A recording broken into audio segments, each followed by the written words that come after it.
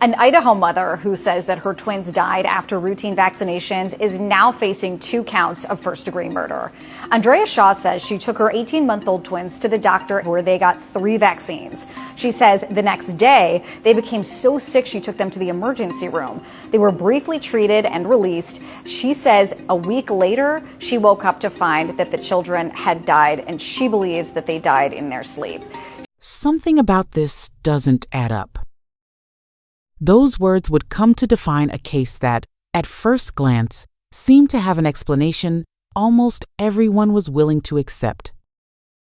Before investigators had completed their work, before experts had examined every available piece of evidence, and long before a judge would hear arguments inside a courtroom, a single narrative had already captured national attention. For many people, the mystery appeared to be solved almost as quickly as it began. But investigators weren't looking for the fastest answer. They were looking for the right one. In a quiet Idaho community, a young family found itself at the center of a tragedy that would soon spark fierce debate across the country. 2 18-month-old twin boys were gone, leaving behind grieving loved ones and questions that no one could answer with certainty. See from the medical record what was going on. She was a caring, loving mother. She's not what the state's pointed her out to be. People die, and when it's twins and they're identical, it's a different story. These are not identical. They're fraternal, male and female, but they still have similar DNA, and they still had a father and a grandmother who had issues with vaccines. As the days passed, public opinion formed rapidly, fueled by emotional interviews, online discussions, and competing claims about what had happened inside the family's home. Yet behind the headlines, detectives were following a very different path. Every timeline was carefully reconstructed. Every medical record was reviewed. Every interview was compared against physical evidence. Details that seemed insignificant on their own began forming a pattern that investigators believed demanded much closer scrutiny. The deeper they looked, the more they realized this would not be a straightforward investigation. What made the case especially unusual was that 2 very different stories were unfolding at the same time. One was being told in public through interviews and widely shared online discussions. The other was developing quietly through police work, expert medical analysis, and legal proceedings that remained largely out of public view. Those 2 versions of events would eventually collide, raising difficult questions about how quickly conclusions can spread before an investigation has run its course. As new information emerged, nationally recognized medical specialists weighed in. Prosecutors continued building their case. Defense attorneys challenged key conclusions. Organizations entered the public debate, each presenting its own perspective on what had happened. With every new development, the distance between public belief and the official investigation appeared to grow even wider. This documentary follows that investigation step by step, using verified reporting, publicly available court records, and statements from those directly involved. Rather than beginning with assumptions, we'll examine the evidence as it became known, the questions investigators sought to answer, and the legal process that continues to shape this case. Only by following the timeline carefully can we understand how one of Idaho's most closely watched criminal investigations unfolded, and why it continues to generate intense public discussion. Before we begin, please be aware that this documentary discusses the deaths of young children and explores a criminal investigation that some viewers may find emotionally difficult. Viewer discretion is advised. If you're new here, welcome. Consider subscribing if you appreciate carefully researched true crime documentaries built on verified facts rather than speculation. And if you've been part of this community, thank you. Your comments, shares, and support help keep these cases in the public conversation while honoring those whose lives have been forever changed. Let us know where you're watching from. We're always interested to see how far this community reaches. To understand why this case drew nationwide attention, it's important to begin with the family at the center of it. Andrea Shaw and her husband, Nathaniel Shaw, lived in Payette, Idaho, where they were raising their young family. Publicly, they appeared to be focused on building a life around their children. Friends and family who knew them described them as devoted parents, and much of their daily routine revolved around caring for their twin sons, Dallas and Tyson Shaw. Dallas and Tyson were 18 months old in the spring of 2025. Like many children their age, they were reaching important developmental milestones and depended entirely on the adults around them.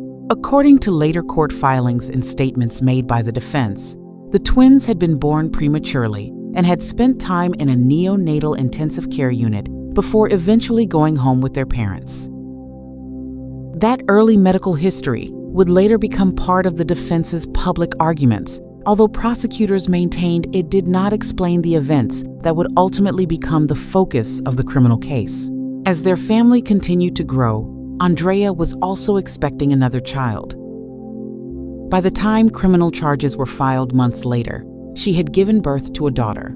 That detail would later become relevant during court proceedings, but at this point in the timeline, the Shaw family appeared to be preparing for life with 3 young children under one roof. Nathaniel largely remained out of the public spotlight during this period. While Andrea would later become the public face of the family's explanation for what happened, there was little public attention on Nathaniel before the investigation began. What is known from court records is that both parents were present throughout many of the key events leading up to the tragedy, and investigators would later examine each of their accounts as they worked to establish a complete and accurate timeline. From the outside, the Shaws appeared to be an ordinary young family, navigating the demands of raising twins while preparing to welcome another baby. Nothing publicly suggested that their home would soon become the center of one of Idaho's most closely watched criminal investigations. At this stage, the questions that would later dominate headlines had not yet been asked, and the family's routine was about to enter a period that investigators would later examine in extraordinary detail. In the days before the case took a dramatic turn, life inside the Shaw household appeared to follow a familiar routine centered on 2 active toddlers. Like many parents of young children, Andrea and Nathaniel Shaw were managing regular medical appointments, daily care, and preparations for the arrival of another baby. Nothing from the family's public routine suggested that these ordinary moments would later become central to a homicide investigation. One of the most important events occurred when Dallas and Tyson were taken to a scheduled pediatric appointment for their routine 18-month wellness check. During that visit, the twins received the vaccinations recommended for children their age. According to later court records, Andrea's mother-in-law accompanied the family to the appointment. The visit itself would later receive intense scrutiny because Andrea reportedly voiced concerns about possible reactions to one of the vaccines. Court filings indicate that she specifically asked medical staff about the possibility of serious side effects.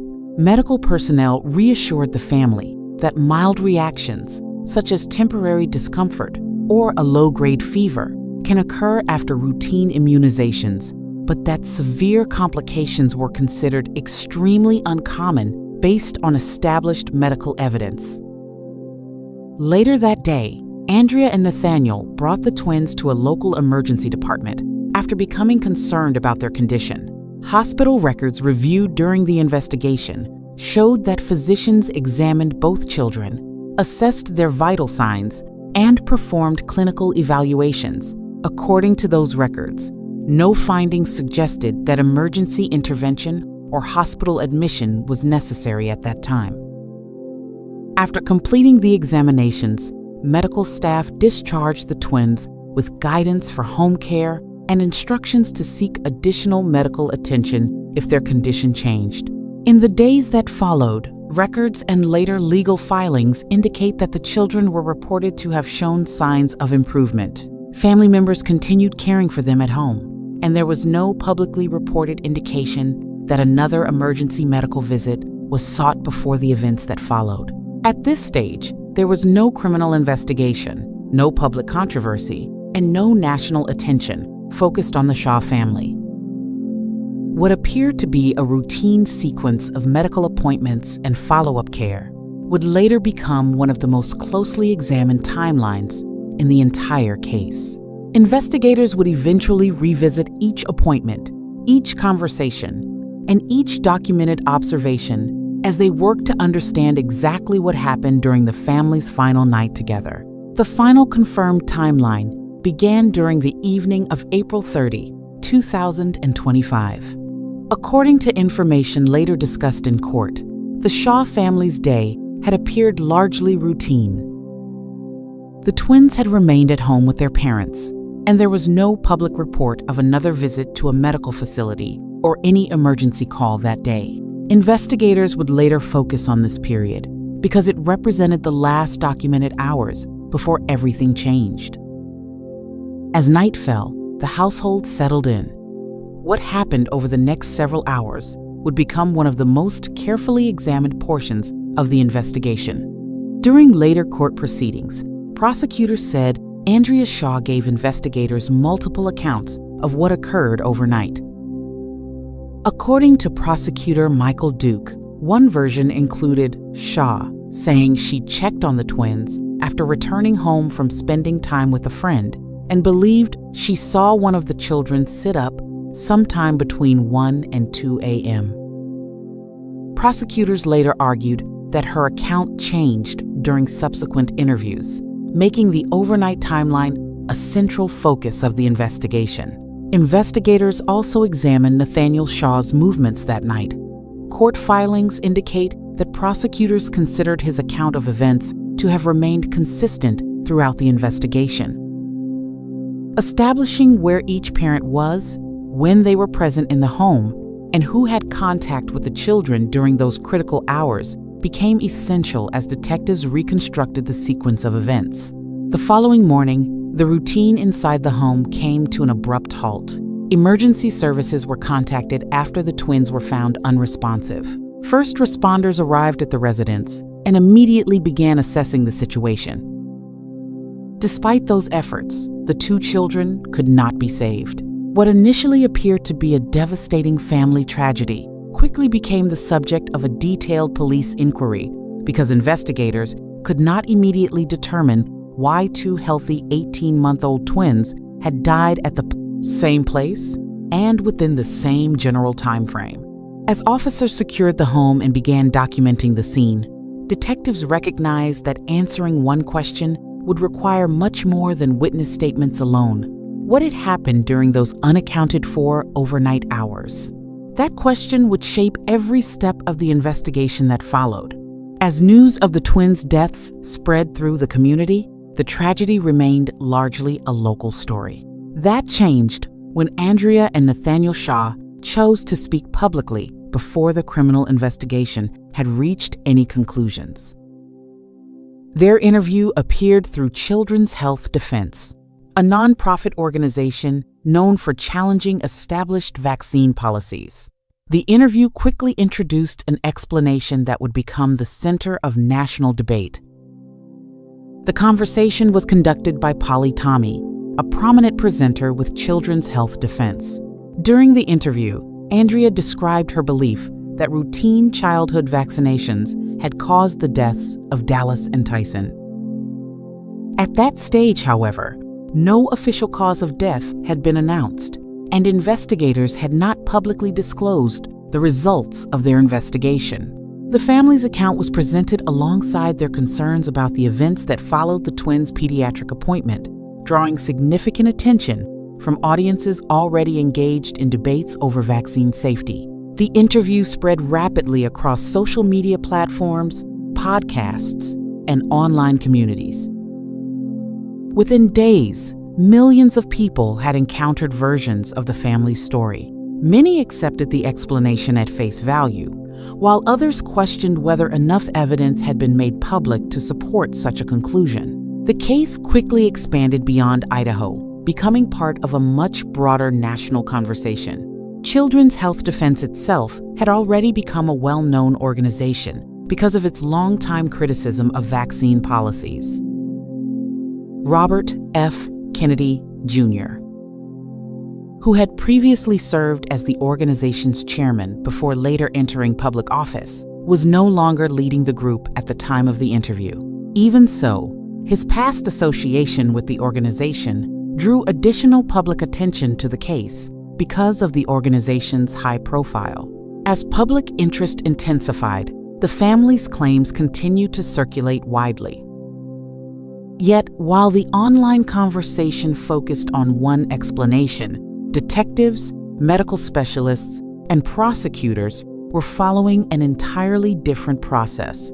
Their task was not to determine which narrative was most widely shared. It was to determine which conclusions could be supported by evidence. From that point forward, the public debate and the official investigation would move along two very different paths.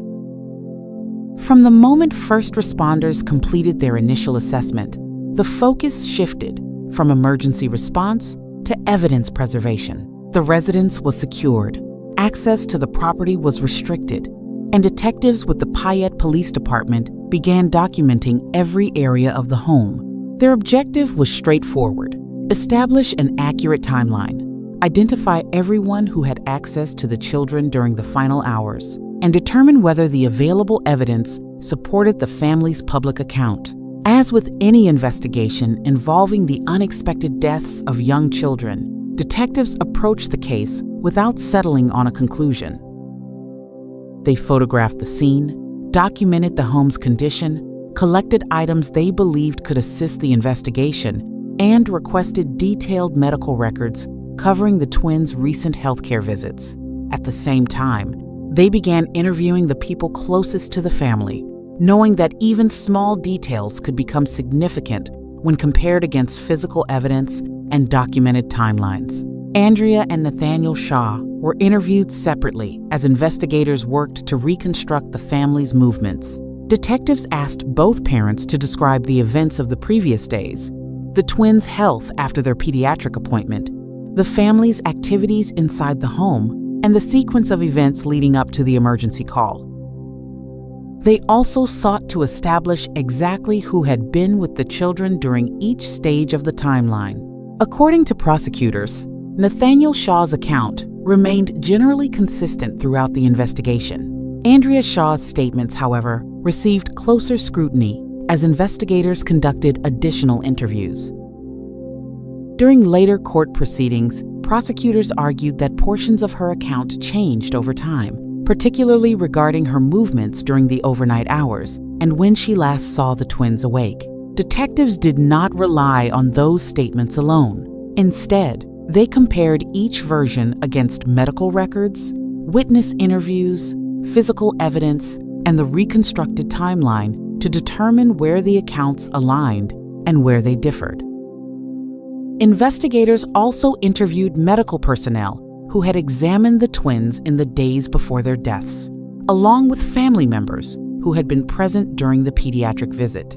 Those interviews helped detectives verify the sequence of medical appointments, concerns raised by the family, and the advice provided by healthcare professionals. Every statement was treated as one piece of a much larger puzzle rather than as a conclusion on its own. As weeks turned into months, detectives continued assembling the evidence with assistance from medical specialists and prosecutors. The investigation gradually moved beyond a routine, unexplained death inquiry. Based on the totality of the evidence they had gathered, investigators concluded that the circumstances warranted pursuing a homicide investigation.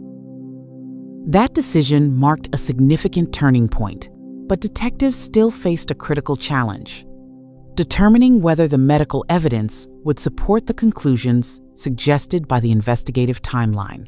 As detectives continued building the case, one question became increasingly important. Did the medical evidence support the explanation that had gained national attention, or did it point investigators in a different direction? Finding that answer required more than police interviews. It required independent medical analysis, forensic examinations, and the opinions of specialists with expertise in infectious diseases and pediatric medicine. The autopsies were conducted as part of the official investigation, and the findings became one of the most significant pieces of evidence. While investigators did not immediately release every detail to the public, prosecutors later stated in court that the examinations did not support the claim that routine childhood vaccinations had caused the twins' deaths.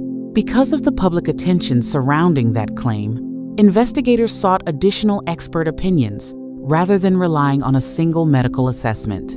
Among the specialists who reviewed the available medical records was Dr. Jake Scott, an infectious disease physician at Stanford University.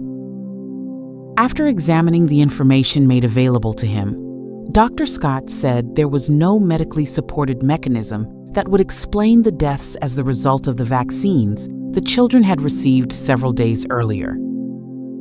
He noted that the timing, the clinical course documented in the medical records, and the available evidence did not fit what is known about recognized vaccine reactions. A similar conclusion came from Dr. Amesh Adalja, an infectious disease physician and senior scholar at the Johns Hopkins Center for Health Security.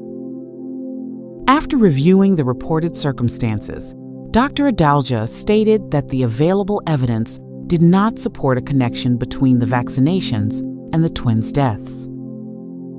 He emphasized that routine childhood vaccines undergo extensive safety monitoring and that the medical findings described publicly were inconsistent with the explanation that had circulated online. Investigators also consulted 3 additional medical experts during the criminal investigation. According to prosecutors, each independently reached the same general conclusion. The evidence did not support vaccines as the cause of death. Prosecutors told the court that investigators also considered and ruled out several other possible explanations, including accidental environmental factors and poisoning, before determining that the evidence pointed in another direction. The defense, however, strongly disputed those conclusions.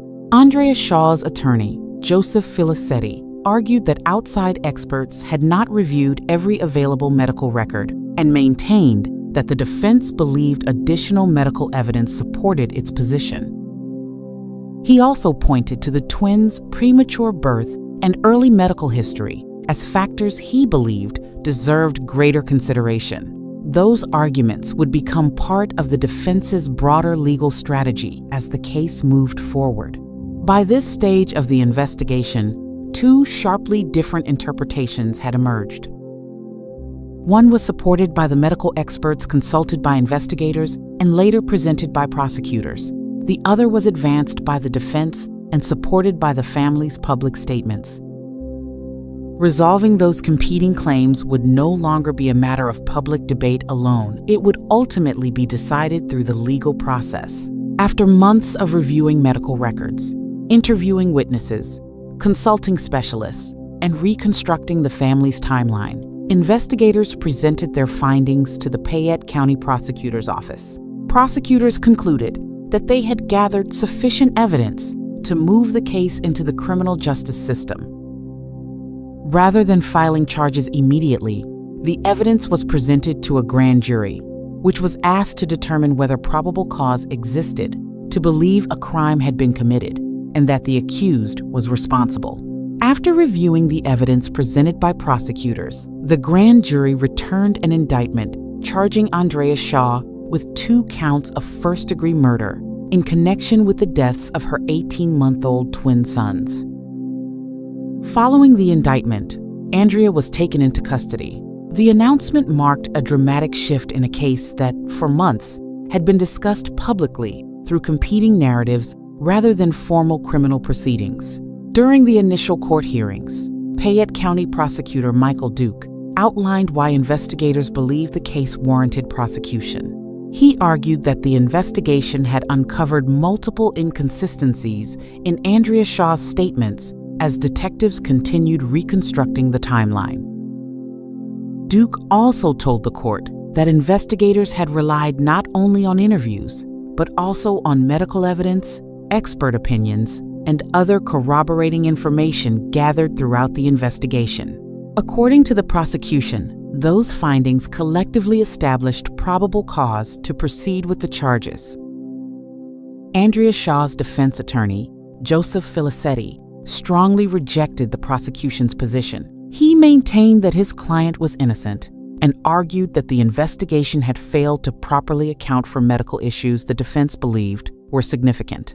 Filicetti also questioned the conclusions reached by experts consulted during the investigation, stating that the defense intended to challenge the prosecution's medical evidence as the case progressed. The issue of bond soon became another point of contention. Prosecutors asked the court to revoke Andrea Shaw's release, arguing that newly presented information justified keeping her in custody while the case moved forward. After hearing arguments from both sides, the presiding judge agreed with the prosecution and ordered that Andrea Shaw remain detained pending further proceedings. With the indictment returned, charges formally filed, and bond revoked, the investigation entered a new phase. The focus would now shift from detectives gathering evidence to attorneys preparing their cases, as both sides moved toward what promised to be a closely watched legal battle. As of today, Andrea Shaw has not been tried, and no jury has determined whether she is guilty or not guilty. The criminal case remains active in the Idaho court system, meaning many of the questions raised since the twins' deaths have yet to be resolved through testimony, cross-examination, and the presentation of evidence in open court. Under the U.S. legal system, Shaw is presumed innocent unless prosecutors prove the charges beyond a reasonable doubt. Following her indictment on 2 counts of first-degree murder, Shaw appeared in court for a series of preliminary proceedings. One of the most closely watched hearings focused on whether she should remain in custody while awaiting trial. Her defense asked the court to reduce her bond, arguing that she had recently given birth and should be allowed to return home. Prosecutors opposed that request, arguing that the evidence presented during the investigation supported continued detention. After considering both sides, Judge Kylie Stuchlik revoked Shaw's bond, ordering that she remain in custody as the case moves forward. Outside the courtroom, the public debate has continued.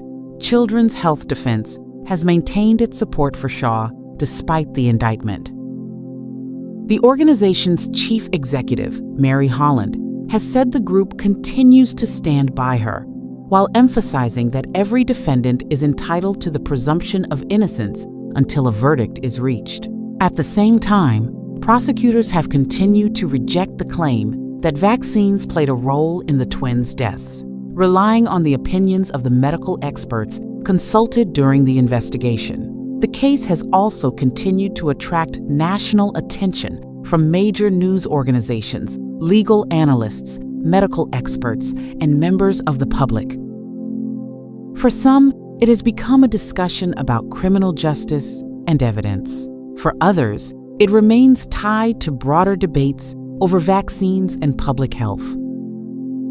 Those parallel conversations have ensured that the investigation has remained in the spotlight long after the initial headlines faded. For now, the legal process is still unfolding. Many of the central questions in this case will ultimately be addressed in court, where prosecutors and the defense will each have the opportunity to present their evidence before a final decision is reached. Until then, the case remains one of Idaho's most closely followed criminal proceedings, with its outcome still to be determined. By the time investigators completed months of interviews, forensic analysis, medical reviews, and timeline reconstruction, they believed the evidence supported a very different conclusion from the one that first spread across the internet. Prosecutors ultimately argued that the totality of the evidence, including witness interviews, medical findings, expert opinions, and the reconstructed timeline, provided the basis for the criminal charges now before the court. The defense firmly disagrees. Andrea Shaw has pleaded not guilty, and her attorneys continue to challenge the prosecution's interpretation of the evidence while maintaining that important medical questions remain unanswered. those competing positions have yet to be tested before a jury. And until that happens, the legal process is still unfolding. Regardless of the final verdict, this case illustrates how quickly a public narrative can take shape before an investigation is complete. It also demonstrates why detectives rely on evidence rather than assumptions, why medical conclusions require careful review by qualified experts, and why the courtroom, not social media, is where disputed facts are ultimately examined under oath. For one Idaho family, the consequences have been profound and irreversible. 2 young lives were lost, loved ones continue to grieve, and a community remains affected by a case that has sparked conversations far beyond state lines. Whatever the outcome of the trial, the impact of these events will be felt for years to come. As this case continues through the courts, we will follow verified developments and report them as they happen. If you value carefully researched, evidence-based true crime documentaries that focus on facts rather than speculation, consider subscribing. And if you found this documentary informative, sharing it helps bring greater attention to cases like this, while encouraging thoughtful discussion grounded in evidence.